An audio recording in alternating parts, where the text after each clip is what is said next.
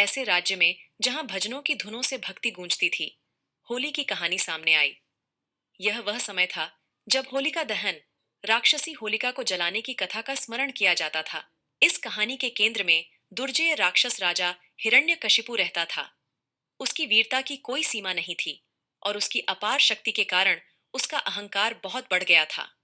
उसने अपनी प्रजा को एक देवता के रूप में उसकी पूजा करने का आदेश दिया और यह आदेश दिया कि अन्य देवताओं को दी गई कोई भी श्रद्धांजलि अस्वीकार्य होगी। हालांकि उनका अपना पुत्र प्रहलाद भगवान नारायण का एक समर्पित भक्त था।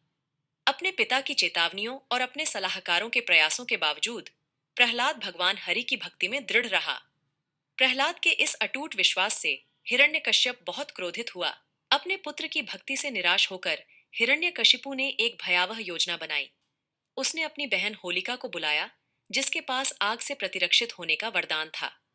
राजा के आदेश के तहत होलिका ने प्रहलाद को अपनी बाहों में ले लिया और आग की लपटों के बीच बैठ गई।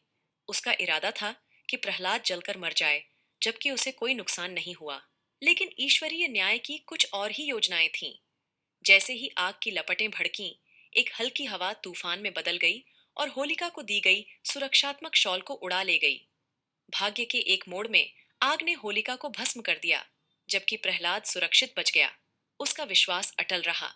होलिका दहन की कहानी बुराई पर अच्छाई की विजय, विपरीत परिस्थितियों पर विश्वास की विजय की याद दिलाती है।